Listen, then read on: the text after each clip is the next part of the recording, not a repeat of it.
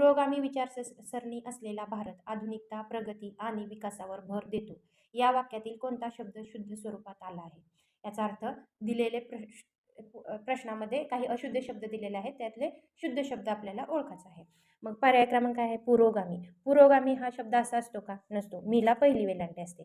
आधुनिकता, आधुनिकतामध्ये बघा नीला दुसरी वेलांटी कधीच नसते, नीला पहिली वेलांटी असते.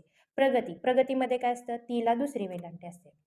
आणि विचारसरणी, विचारसरणीमध्ये वीला पहिली वेलांटी बरोबर आहे, नीला पहिली वेलांटी बरोबर आहे. याचा अर्थ पर्याय क्रमांक 4 हे आपले बरोबर उत्तर आहे. मग हे चुकीचे शब्द आपण बरोबर करून लिहू. हे बघा, पुरोगामी असा असतो, आधुनिकता असा असतो आणि प्रगती असा असतो.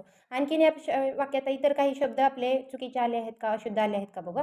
पुरोगामी केलेला आहे, विचारसरणी म्हणजे बरोबर आहे. असलेला भारत, आधुनिकता, नीला पहिली वेलांटी असते, प्रगती तीला दुसरी वेलांटी असते, म्हणजे हे चुकीचे आहेत. आणि हा पण शब्द चुकलेला आहे. आणि कसं असतं? नीला नेहमी पहिली वेलांटी असते.